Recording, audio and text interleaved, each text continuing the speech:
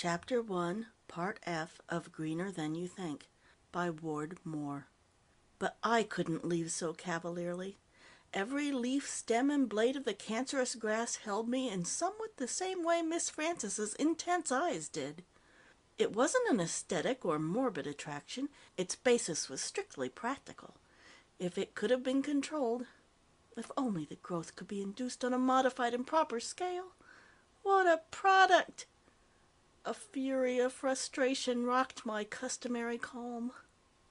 The stretch and retraction of the mower's arms, the swift, bright curving as the scythe cut deeper, fascinated me. An unscrupulous man, just a whimsical thought, might go about in the night inoculating lawns surreptitiously, and appear with a crew next day to offer his services in cutting them. Just goes to show how easy it is to make dishonest speculations. But, of course, such things don't pay in the long run. The lush area was being reduced, but perhaps not with the same rapidity as at first, when Mr. Borelli was at the top of enthusiastic, if the adjective was applicable, vigor.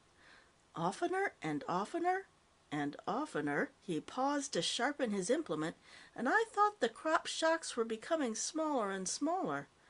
As the movement of the scythe swept the guillotined grass backward, the trailing stolons entangled themselves with the uncut stand, pulling the sheaves out of place and making the stacks ragged and inadequate looking. Behind me, a cocky voice asked, "What's cooking around here, chum?" I turned round to a young man, thin as a bamboo pole, elegantly tailored, who yawned to advertise gold inlays. I explained, while he looked skeptical, bored, and knowing simultaneously. "Who would the flummox bogoom?" he inquired. "Huh?" He took a pack of playing cards from his pocket and riffled them expertly. "Who you kiddin', bud?" he translated. "No one. Ask anybody here if this wasn't a dead lawn yesterday, and if it hasn't grown this high since morning." He yawned again, and proffered me the deck. "Pick any card," he suggested. To avoid rudeness, I selected one. He put the pack back and said, "You have the 9 of diamonds. Clever, eh?" I didn't know whether it was or not. He accepted the pasteboard from me and said, peering out from under furry black eyebrows, "If I brought in a story like that, the chief would fire me before you could say James Gordon Bennett." "You're a reporter?" "A cute chap. Newspaperman. Name of Goots. Jackson Goots, Daily Intelligencer. Not thrilling wonder stories." I thought I saw an answer to my most pressing problem. One has to stoop occasionally to methods which, if they didn't lead to important ends, might almost be termed petty. But after all, there was no reason Mr. Jackson Goots shouldn't buy me a dinner in return for information valuable to him. "Let's get away from here," I suggested. He fished out a coin, showed it to me, waved his arm in the air, and opened an empty palm for my inspection. "I sure would like to, Colonel, but I've got to cover this here story, even if it's out of this miserable world." "I'm sure I can give you details to bring it down to earth," I told him. "Make it a story your editor will be glad to have." "Glad?" He pressed tobacco into a slender pipe as emaciated as himself. "You don't know W.R. If he got a beat on the story of creation, he'd be sore as hell because God wanted a byline." He evidently enjoyed his own quip, for he repeated several times in different accents, "God wanted a byline." He puffed a match flame and surveyed the field of Mr. Borelli's effort. "Hard working feller, what? Guess I better have a chat with the bounder, probably closest to the dashed thing." "Mr. Goots," I said impressively, "I am the man who applied the inoculator to this grass. Now, shall we get out of here so you can listen to my story?" "Son of a biche, this gonna be good. Lead away, amigo. I prepare both ears to listen." I drew him toward Hollywood Boulevard and into a restaurant I calculated might not be too expensive for his generosity. Besides, he probably had an expense account. We put a porcelain-topped table between us, and he commanded, "Give down." Obediently, I went over all the happenings of yesterday, omitting only Miss Frances's name and the revealing wording of the ad. Goots surveyed me interestedly. You certainly started something here, acne and/or psoriasis. Humor like his was beneath offense. My name's Albert Weener. Mine's mustard. He produced a plastic cup and rapidly extracted from it a series of others in diminishing sizes. I wouldn't have thought it to look at you. The dirty deed, I mean, not the exemical hot dog. Okay, Mr. Wiener, who's this scientific magnate? Why are you holding him out on me? Scientists don't like to be disturbed in their researches, I temporized. No more does a man in a whorehouse, he retorted vulgarly. Story's no good without him. That was what I thought, and I'm afraid my satisfaction appeared on my face. Now, lily man, no try hold up the press. What's the matter? You already had the beer and the roast beef sandwich? Maybe you better repeat the order. You know, in these cheap places, they don't like to have you sit around and talk without spending money. Money. Laddie, I'm a millionaire. He balanced a full glass of water thoughtfully upon a knife blade, looking around for applause. When it was not forthcoming, he meekly followed my suggestion. Listen, Goots. I swallowed a mouthful of sandwich and sipped a little beer. I want to help you get your story. He waved his hand and pulled a handkerchief out of his ear. The point is, I commenced, sopping a piece of bread in the thick gravy, if I were to betray the confidence involved, I couldn't hope to continue my connection, and I'd lose my chance to benefit from this remarkable discovery. Balls, exclaimed Goots. Forget the spiel. I'm not a prospect for your lawn tonic. I disregarded the interruption. I'm not a mercenary man, and I believe in enlightening the public to the fullest extent compatible with decency. I'm willing to make a sacrifice for the general good, yet I must live. I know. How much? It seems to me $50 would be little enough. 50 potatoes? He went through an elaborate pantomime of shock, horror, indignation, grotesque dismay, and a dozen other assorted emotions. Little man, your fruitcake? Sure. W.R. wouldn't part with half a C for a tip-off on the second coming. No, brother, you rang the wrong bell. 5 I might get you, but no more. I replied firmly I was not in need of charity, ignoring his pointed look at the remains on my plate, and this was strictly a business proposition, payment for value received. After some bargaining, he finally agreed to phone his managing editor and propose I'd come clean for $20. While he was on this errand, I added pie and coffee to the check. It is well to be provident, and I'd paid for my meal in more than money. Jackson Goots came limply from the phone booth, his bumptiousness gone. No soap. He shook his head dejectedly. Old man said only pity for the lower mammals prevented him from letting me go to work for Hearst right away. Sorry. His nerves appeared quite shattered, capable of restoration only by old Granddad. After tossing down a couple of bourbons, he seemed a little recovered, but hardly quite well enough to use an accent or perform a trick. I'm sorry also, I said, since we can be of no further use to each other. Don't take a powder, chum, he urged plaintively. What about a last gander at the weed together? As we walked back, I reflected that at any rate I was saved from submitting Miss Francis to vulgar publicity. Everything is for the best. I've seen 100 instances to prove it. Perhaps, who knew, something might yet happen to make it possible for me to profit by the freak growth. Needs a transfusion, remarked Goots as we stood on the sidewalk before it.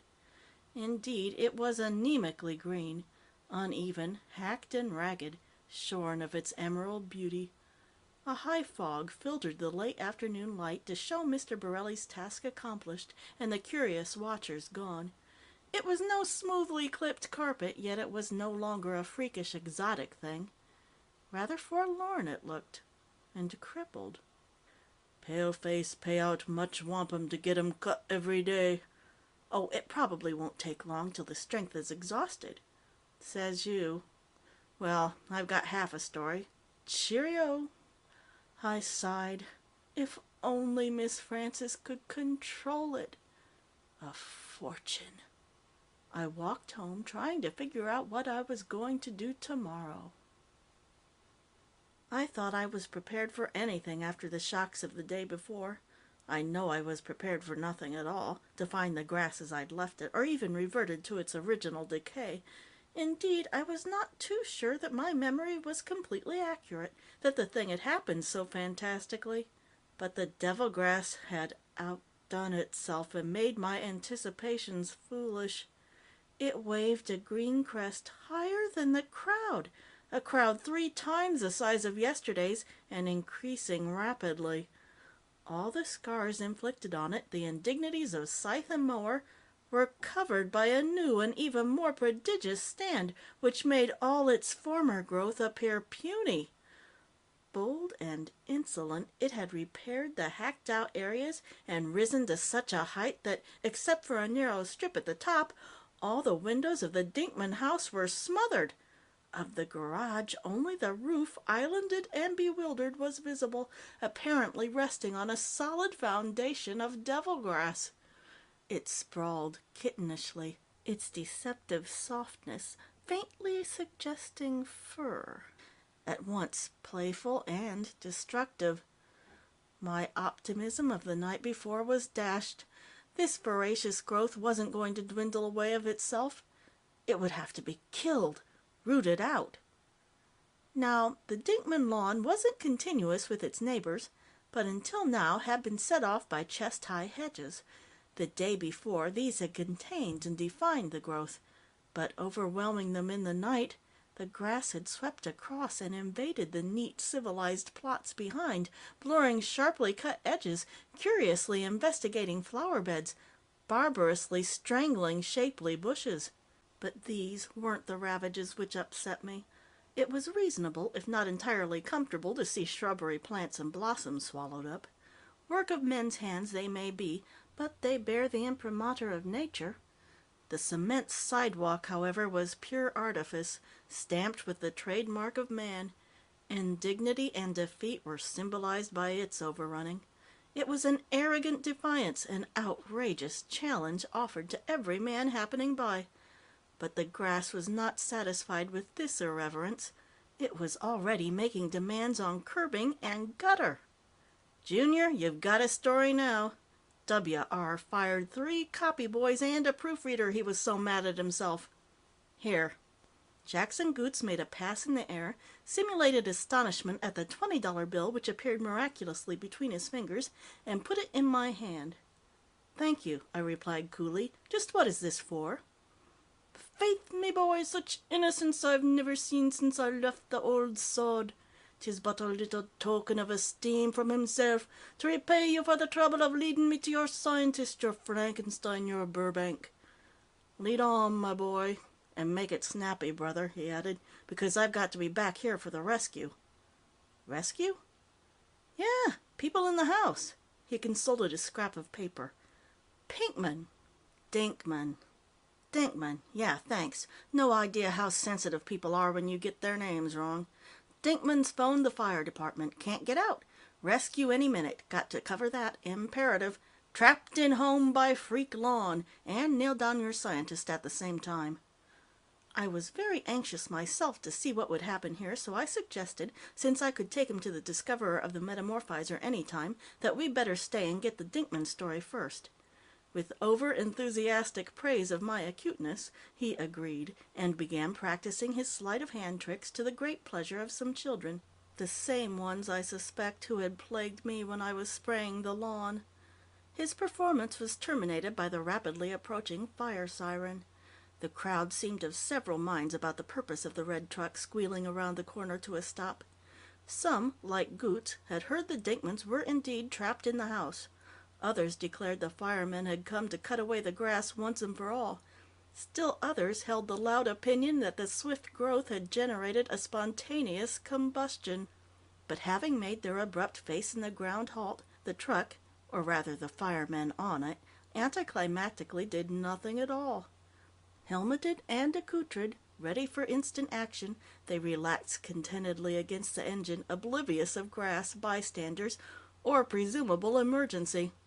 Goot strolled over to inquire the cause of their indolence. "Waiting for the chief," he was informed. Thereupon he borrowed a helmet, possibly on the strength of his press card, and proceeded to pull from it such a variety of objects that he received the final accolade from several of his audience when they told him admiringly he ought to be on the stage. The bystanders were not seduced by this entertainment into approval of the firemen's idleness, and inquired sarcastically why they had left their cots behind, or if they thought they were still on WPA. The men remained impervious, until the chief jumped out of his red roadster and surveyed the scene Napoleonically. "Thought somebody was pulling a rib," he explained to no one in particular. "All right, boys, there's folks in that house. Let's get 'em out." Carrying a ladder, the men plunged toward the house. Their boots trod the sprawling runners heavily, spurning and crushing them carelessly. The grass responded by flowing back like water, sloshing over ankles and lapping at calves, thoroughly entangling and impeding progress. Panting and struggling, the firemen penetrated only a short way into the mass before they were slowed almost to a standstill. From the sidelines, it seemed as though they were wrestling with an invisible octopus.